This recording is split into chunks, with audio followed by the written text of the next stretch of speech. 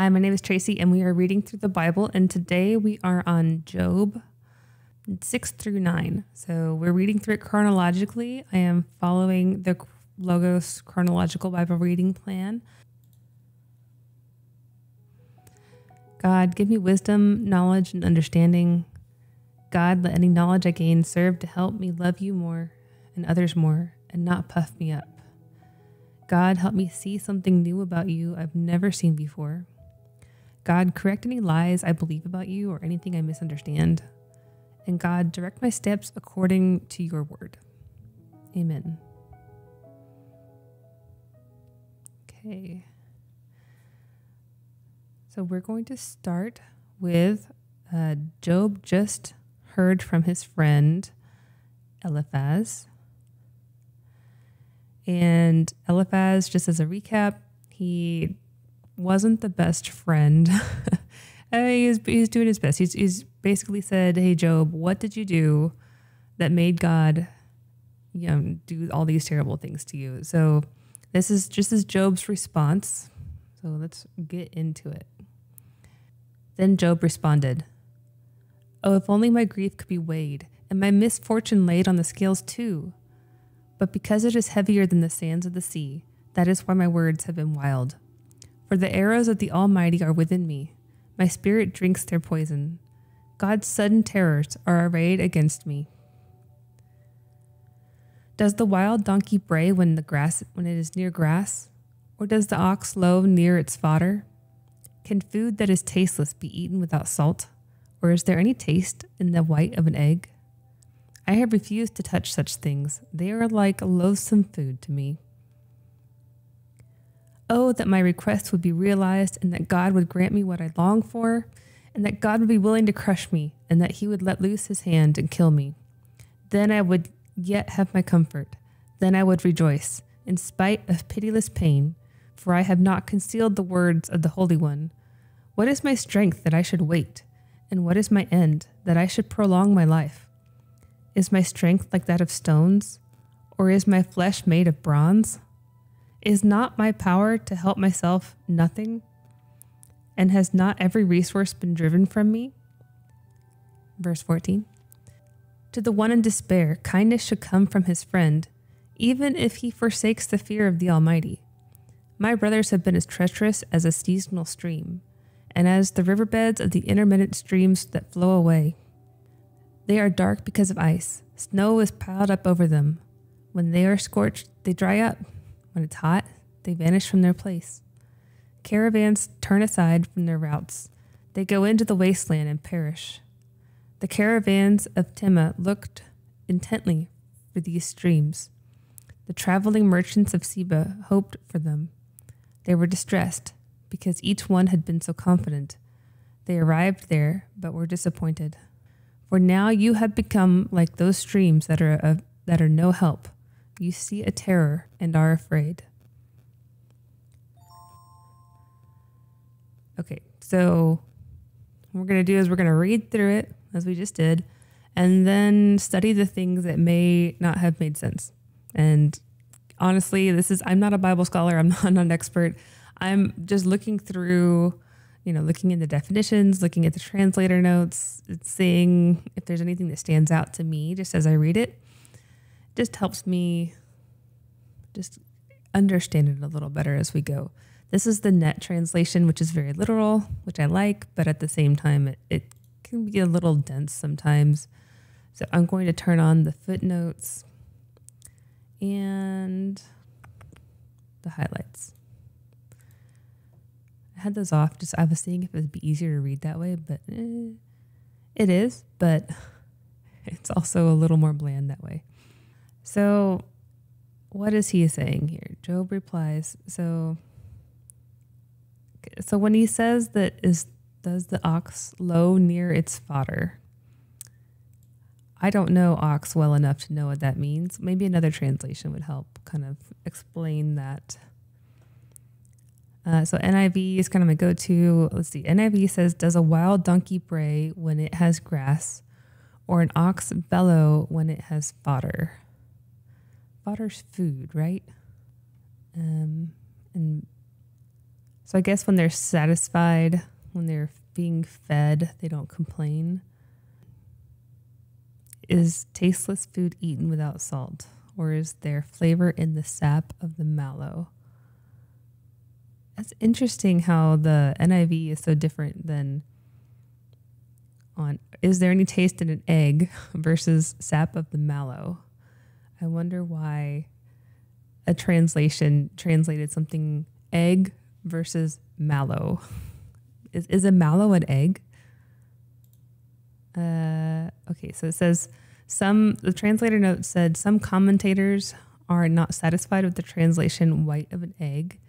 They prefer something connected to slime of purslane. I know purslane is a type of plant, and juice of mallows. A mallow is also a type of plant. I'm actually growing both in my garden right now.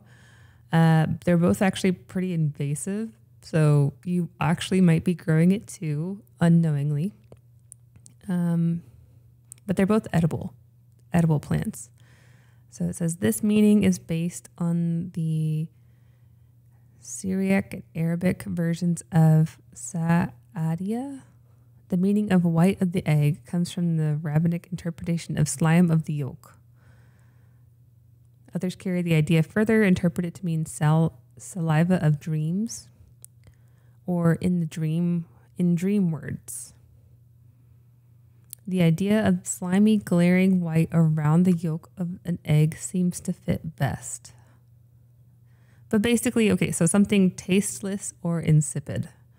I mean, honestly, I'm not a big egg fan. I know that's blasphemous, but the egg white is the most like gag inspiring part of it for me. So that makes sense that something tasteless and insipid, slimy. Got it. Okay.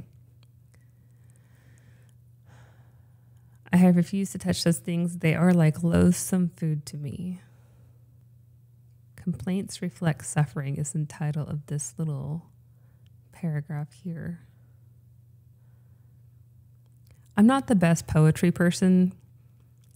You know, like numbers, like when explaining all the dimensions of everything, I can follow that. But the poetry part, I tend to get a little lost on. So we'll just...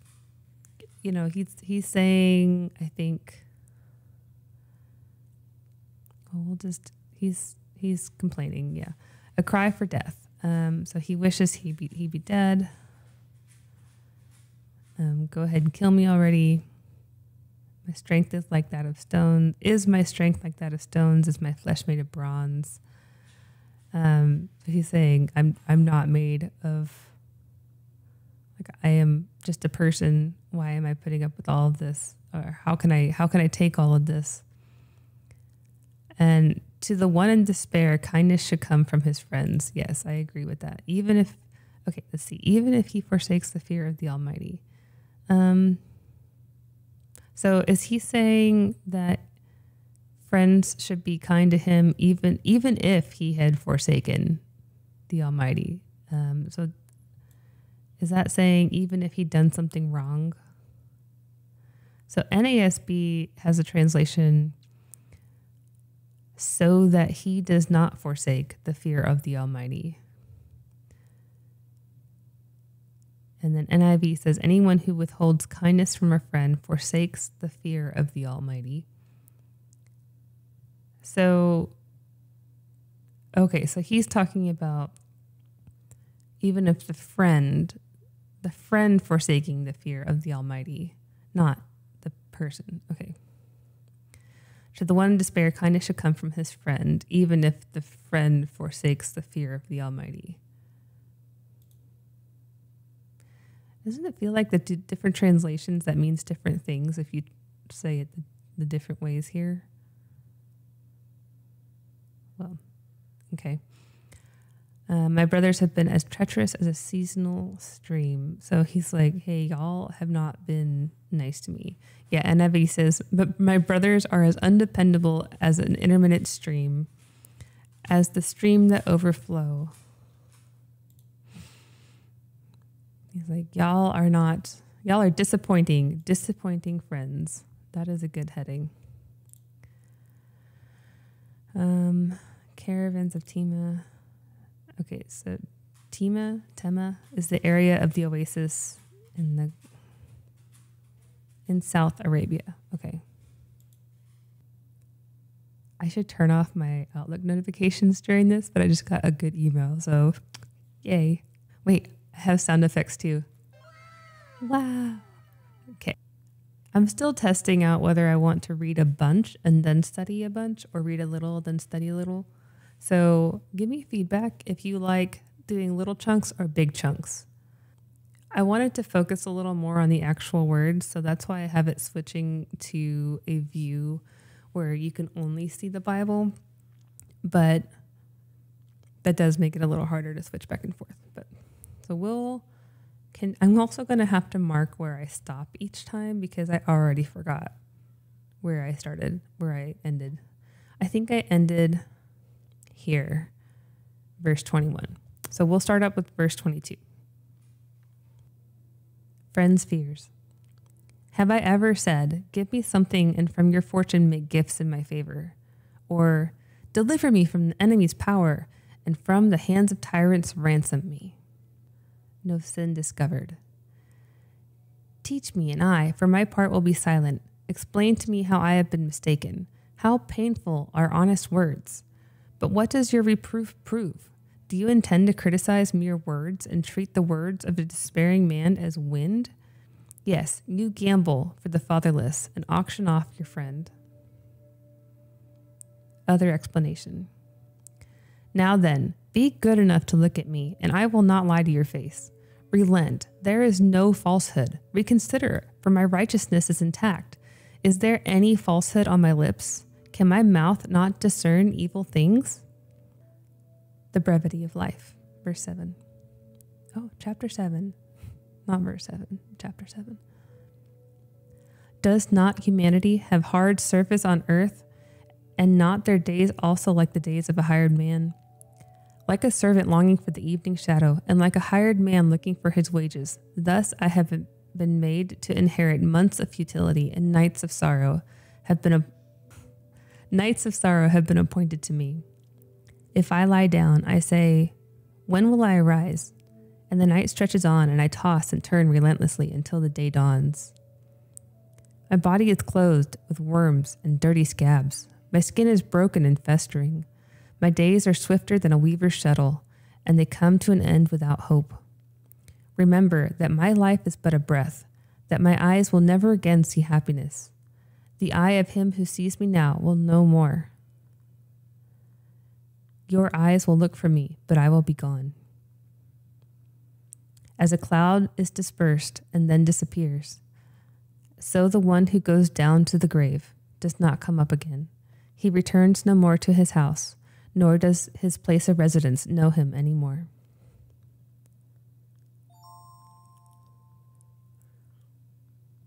Okay. You know, I hope that those of you listening to this have not been through something to feel this in its entirety, but knowing what I know about most people, you probably have. And it's hard to read. I mean, remember that my life is but a breath, that my eyes will never again see happiness. Like, it's so sad. And he's also saying, like, explain to me how I've been mistaken. Like, hey, I'm trying to tell you what's happening. Like, go ahead, try to teach me. Yes, you would gamble for the fatherless and auction off your friend. What does that mean? So it's not talking about casting lots. Even though it does not quite follow as well here, it nonetheless makes sense, a strong invective against their lack of sympathy. I mean, all of this is just saying, he's saying that they are the kind of people who would cast lots over the child of a debtor who, after the death of the father, would be sold to slavery. Yeah, he's not happy with them. My dog is chewing on something next to me, so if you hear chewing noises, that's not me this time. Okay, well, we will just continue on with this one. I do have a bit of a time, like condensed time I can do this today, so it might be a little shorter in terms of study, but I think the important part is reading, so we will just continue. Job remonstrates with God. Therefore, I will not refrain my mouth. I will speak in the anguish of my spirit. I will complain in the bitterness of my soul. Am I the sea or the creature of the deep, that you must put me under guard? If I say, my bed will comfort me, my couch will ease my complaint, then you scare me with dreams and terrify me with visions, so that I would prefer strangling and death more than life. I loathe it. I do not want to live forever. Leave me alone, for my days are a vapor. Okay, I'm going to highlight stuff as I go that I want to come back to. I think maybe that's a good, like, in between. Insignificance of humans. What is mankind that you make so much of them, and that you pay attention to them, and that you visit them every morning and try them every moment? Will you never look away from me? Will you not let me alone long enough to swallow my spittle? If I have sinned, what have I done to you? O watcher of men, why have you set me as your target? Have I become a burden to you? And why do you not pardon my transgression and take away my iniquity? For now I will lie down in the dust, and you will seek me diligently, but I will be gone. Working on my scene transitions there. I'll get better, I promise. Okay, so I had some comments. I am the sea, the creature of the deep. We've seen that reference quite a bit about the creatures of the deep and Leviathan. Oh, am I the sea, the creature of the deep, that you must put me under guard? Why did he say that? Let's see. Monster of the deep, dragon, whale. To the Hebrews, this was part of God's creation in Genesis 1. Yeah, we saw that. In the pagan world, it was a force to be reckoned with, and so the reference would be polemical. I need to look up that word later. The sea is a symbol of the tumultuous events of creation, and a sea were creatures that symbolize the powerful force of chaos. Leviathan, Tannin, and Rahab. They require special attention. So what does another translation say with that? Am I the sea or the monster of the deep, that you put me under guard? So they all say under guard. What's NRSV? New Revised Standard Version says, am I the sea or the dragon that you set a guard over me?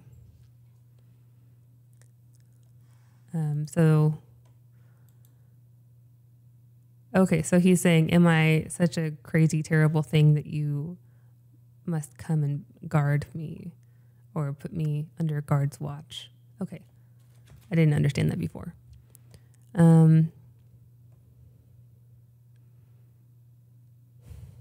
This part, I loathe it. I do not want to live forever. Leave me alone, for my days are a vapor. Man. Insignificance. So what I had a question with in this part is when it says, what is mankind that you make so much of them? Is he talking to his friends or is he talking to God? What is mankind that you make so much of them?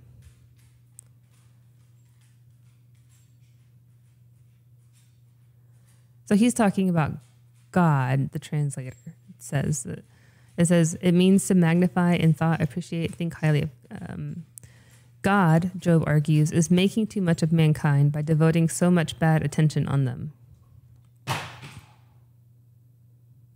The dog wants attention now. Okay, so what is mankind that you make so much of them, that you pay attention to them, and that you visit them every morning? Okay, so he's talking about God visiting them every morning and try them every moment. So he's saying, hey, God, stop paying attention to me. I'm nothing. Stop. Why don't you pardon my transgression and take away my iniquity? Okay. Why have you set me as your target? If I sinned, what have I done to you, O watcher of men? Okay, so he's talking about God. In the Bible, God is often described as watching over people to protect them from danger. However, here there is a hostile sense for God may detect sin and bring it to judgment.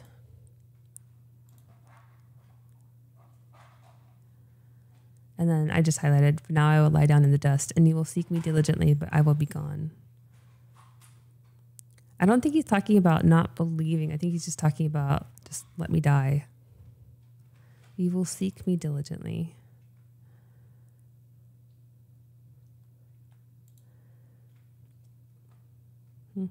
Okay. So chapter 8.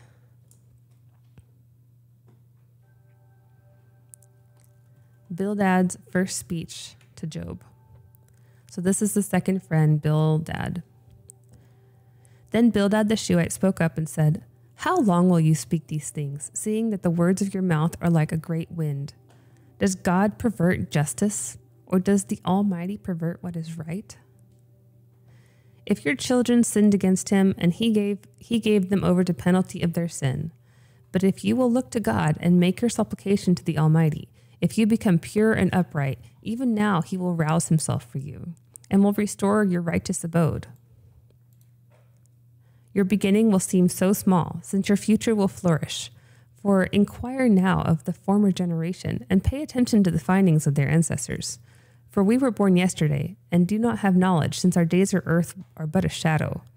Will they not instruct you and speak to you and bring forth words from their understanding?" I highlighted a lot in this stuff. Can papyrus plant grow tall where there is no marsh? Can reeds flourish without water? While they are still beginning to flower and not ripe for cutting, they can wither away faster than any grass. Such is the destiny of all who forget God, and the hope of the godless perish, whose trust is in something futile, whose security is a spider web. He leans against his house but does not hold up. He takes hold of it but does not stand. He is a well-watered plant in the sun, its shoots spread over its garden. It wraps its roots around a heap of stones and looks for a place among stones. If he is uprooted from his place, then that place will disown him, saying, "I have never seen you." Indeed, this is the joy of his way, and out of the earth others spring up. What? Surely God does not reject a blameless man, nor does he grasp the hand of evildoers. He will yet fill your mouth with laughter, and your lips with gladness. Those who hate you will be clothed with shame, and the tents of the wicked will be no more.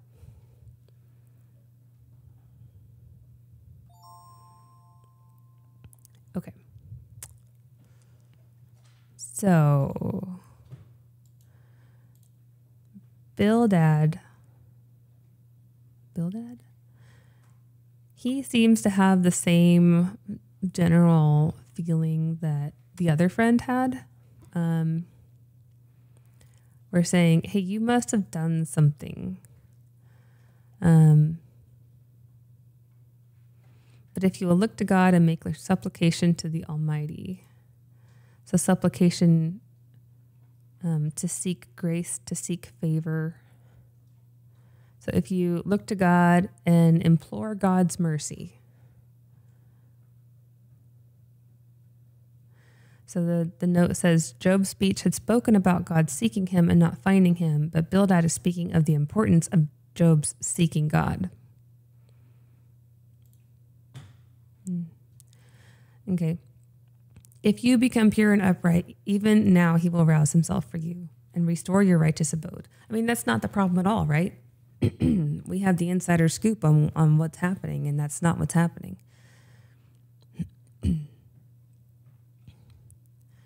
Now, this part about inquiring former generations and pay attention to the findings.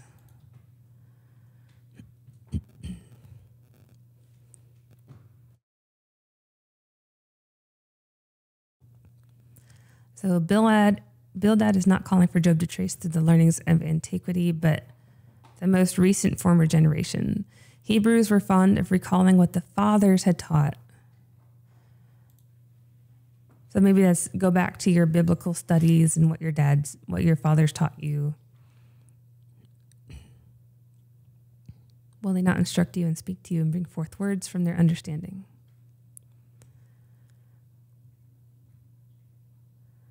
It's saying, you might think you haven't done, maybe he's saying, you might think you haven't done something, but go back and look and see what you don't know that you did. Maybe you just don't know you did something wrong.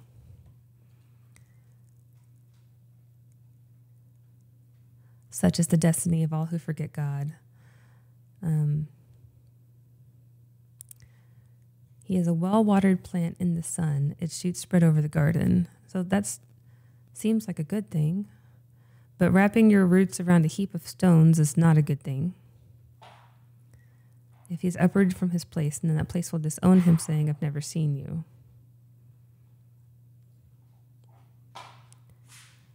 I mean, I can't say that I 100% understand all this, but I think this part here summarizes what he's saying. Surely God does not reject a blameless man, nor does he grasp the hand of evildoers. So he's saying, God rejected you. You must not be blameless, and he's not going to, take you back until you're no longer an evildoer. Figure out what you did. Okay. It's my 10-minute warning. Continuing on. Chapter 9. Hey, look, we're already at chapter 9. We're doing pretty good today.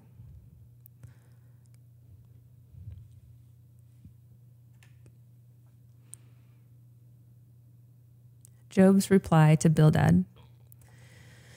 Then Job answered, Truly, I know this is so, but how can a human be just before God? If someone wishes to contend with him, he cannot answer him 1 time in 1,000.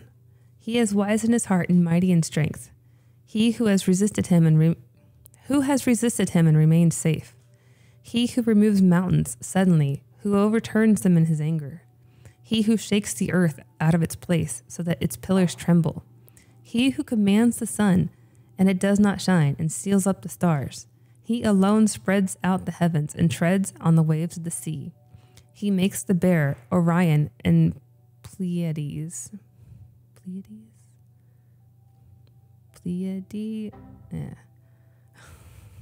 I don't know how to say that. And the constellations of the southern sky. He does great and unsearchable things, and wonderful things without number. If he passes by me, I cannot see him. If he goes by, I cannot perceive him. If he snatches away, who can turn him back? Who dares say to him, What are you doing? God does not restrain his anger. Under him, the helpers of Rahab lie crushed.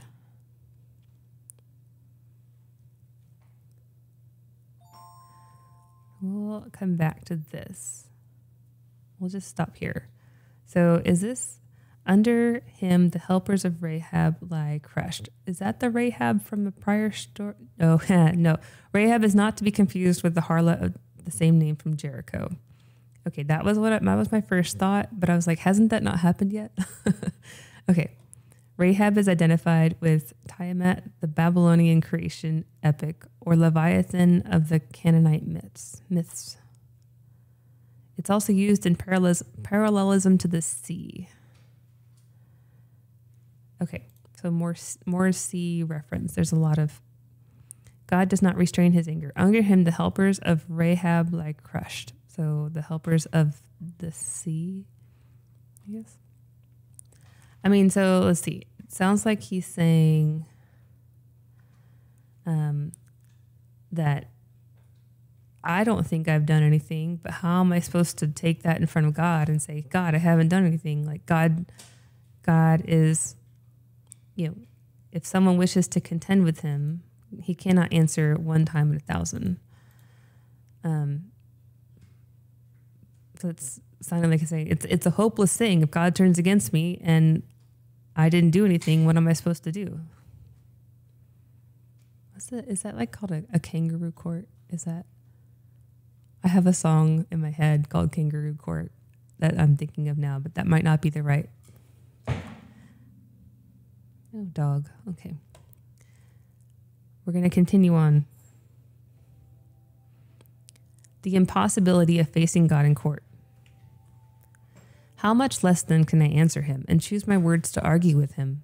Although I'm innocent, I could not answer him. I could only plead with my judge for mercy. If I summoned him and he answered me, I would not believe that he would be listening to my voice. He who crushes me with a tempest and multiplies my wounds for no reason. He does not allow me to recover my breath, for he fills me with bitterness. If it's a matter of strength, most certainly he is the strong one. And if it's a matter of justice, he will say, who will summon me? Although I'm innocent, my mouth would condemn me. Although I'm blameless, it would declare me perverse. I am blameless. I do not know myself. I despise my life. Yeah, we'll just keep going here. Accusation of God's justice. Verse 22. It is all one, that's what I say. Oh, that is why I say, he destroys the blameless and the guilty. If a scourge brings sudden death, he mocks at the despair of the innocent. If a land has been given into the hand of a wicked man, he covers the faces of its judges. If it is not he, then who is it? How much left do we have? Okay, we'll go ahead and finish this up. Renewed complaint. My days are swifter than a runner. They speed by without seeing happiness. They glide by like reed boats, like an eagle that swoops down on its prey. If I say, I will forget my complaint, I will change my expression and be cheerful. I dread all my sufferings, for I know that you do not hold me blameless. If I'm guilty, why then weary myself in vain? If I wash myself with snow water and make my hands clean with lye, then you plunge me into a slimy pit and my own clothes abhor me.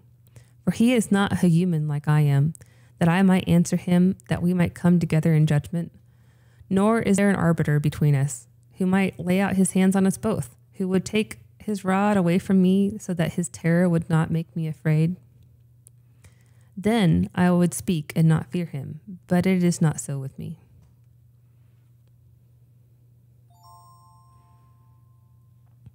Okay.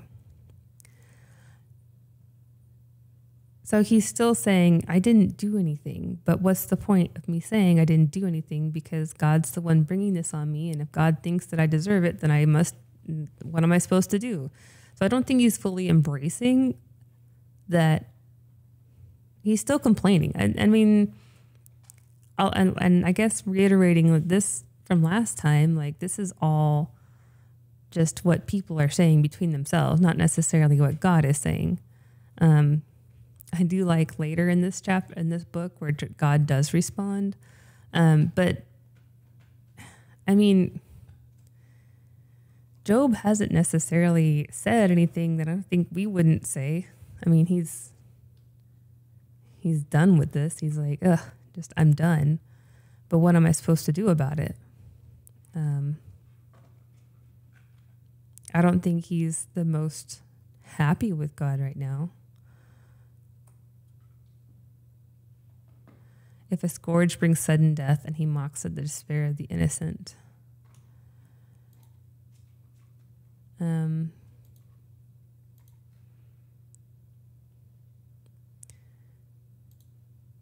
If a scourge brings sudden death, for the worthless die, but the righteous are laughed to scorn. The point of this verse is to show rather boldly that God does not distinguish between the innocent and the guilty. He mocks. The translator note says, this bold anthropomorphism means that by his treatment of the despair of the innocent, God is in essence mocking them. So far, this is probably the most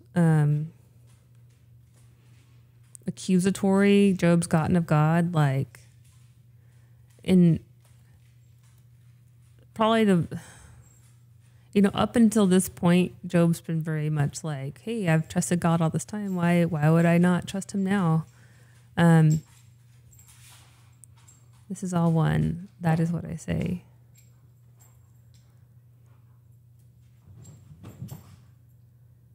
If it is not he, then who is it?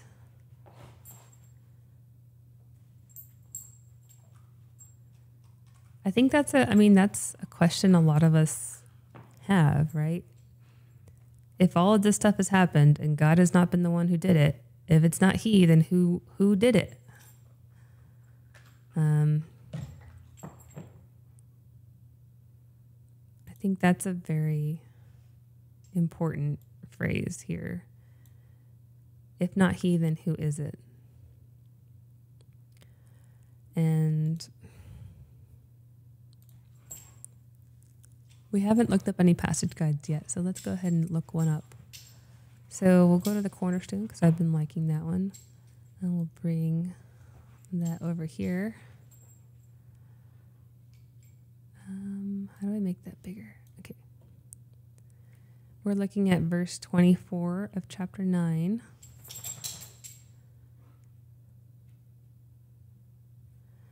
So one of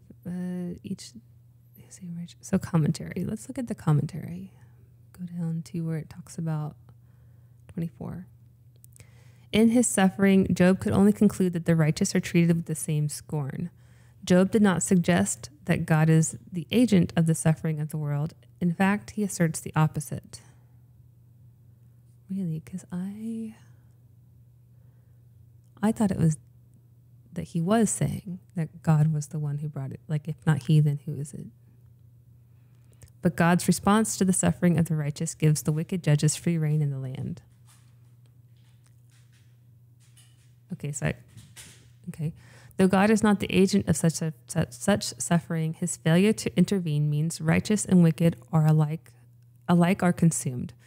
For righteous Job, this indifferent attitude of God could only be taken as a mockery, and it was none other than God who must be held accountable for having this attitude. In Job's mind, this was the undeniable truth that emerged from the fact that a man of integrity was left with such hopeless despair.